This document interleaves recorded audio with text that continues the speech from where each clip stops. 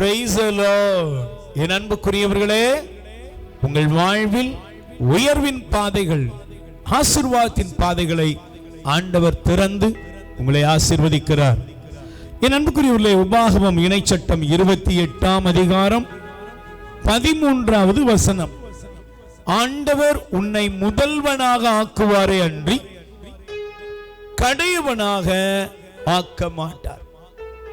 நாம வாழ்கிற வாழ்க்கையில ஒரு முன்னேற்றம், ஒரு உயர்வு அப்படிங்கிறது ஒரு கனவாக தோன்றுகிறது. நான் எங்கெங்க முன்னேற போறேன், நம்ம வாழ்க்கை எங்கெங்க ஆசீர்வாதமா இருக்கும், இதுதான் அநேகர் சொல்லிக் கொள்கிற ஒரு வார்த்தையா இருக்கு. ஆனா நீங்க இன்னைக்கு நம்பிக்கையோட சொல்லுங்க, என்னைய ஆண்டவர் நலமாக ஆசீர்வாதமாக உயர்த்துவார்.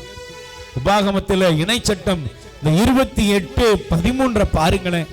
உன்னை முதல்வனாக ஆக்குவாரே அன்றி கடையவனாக ஆக்க மாட்டார். அப்படின்னு அர்த்தம் என்ன?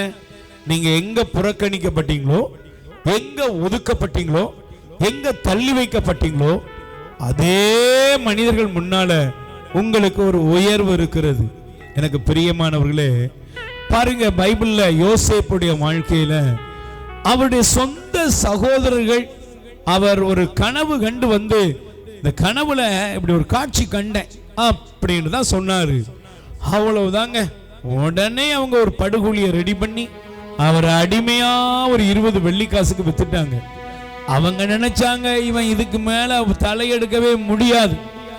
ஆனா ஆண்டவரை பாருங்க, மனிதர்கள் நினைப்பது போல உங்களை விடுறவர் இல்ல. மனுஷன் யாருங்க? அவன் உங்க முன்னேற்றத்தை தடுக்க முடியுமா? முடியாது. அதே யோசேப்ப எகிப்திற்கு தலைவனாக ஆண்டவர் மாற்றி அந்த சகோதரர்கள்லாம் அவருக்கு முன்னால வந்து நிற்கும்படி அங்கே தேவன் ஒரு திட்டத்தை மாற்றினார். நிச்சயமா நீங்களும் உயர்வீர்கள், முன்னேறுவீர்கள், நல்லா இருப்பீங்க, ஆசீர்வாதமா இருப்பீங்க. நீங்க சொல்லுங்க, என் ஆண்டவர் என்ன ஆசீர்வதிப்பார், என்ன உயர்த்துவார். ஆனா ஒண்ணு செய்யணும், என்ன தெரியுமா? நீங்க உங்க தவறான பாதையை விட்டுட்டு ஆண்டவரை நோக்கி நீங்க திரும்பணும். எப்போ அவர் முதல்வனாக்குவாரு? அவருக்குரிய பிள்ளைகளாக வாழும் பொழுது. ஆண்டவரே, நான் உங்களுக்கு என்ன ஒப்பு கொடுக்கிறேன்னு இன்னைக்கு ஒப்பு கொடுப்பீங்களா? உங்களுக்கு அற்புதம் நடக்கிறது.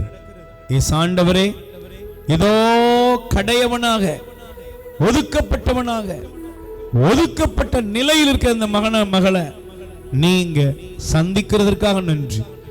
நான் என் வாழ்க்கையில எல்லாராலையும் புறக்கணிக்கப்பட்டேன்னு சொல்லுகிறவர்கள் வாழ்க்கையில தலை நிமிர்ந்து நிற்க உயர்த்தி ஆசீர்வதி. வேலை செய்யற இடத்துல, குடும்பத்துல, பொருளாதாரத்துல, ஆபீஸ்ல, இவங்க செய்கிற ஒவ்வொரு பணியிலும், பிள்ளைங்க படிப்புல, உத்தியோகத்துல உயரட்டும். வாழ்வின் பொருளாதாரம் உயரட்டும். நேர அப்படி இவர்களை ஆசீர்வதிப்பதற்காக நன்றி. இயேசுவின் நாமத்தில் பிதாவே, ஆமென்.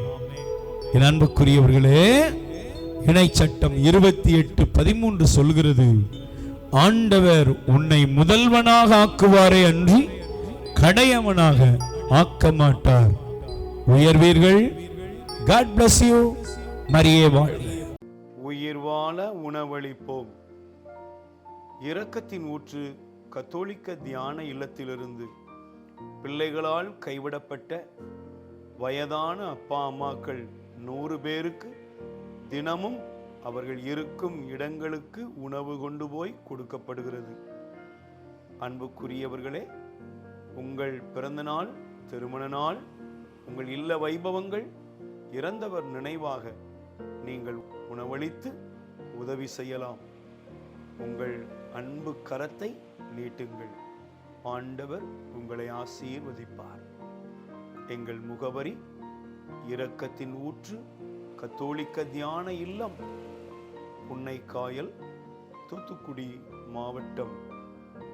அலைபேசி எண் 9894118201.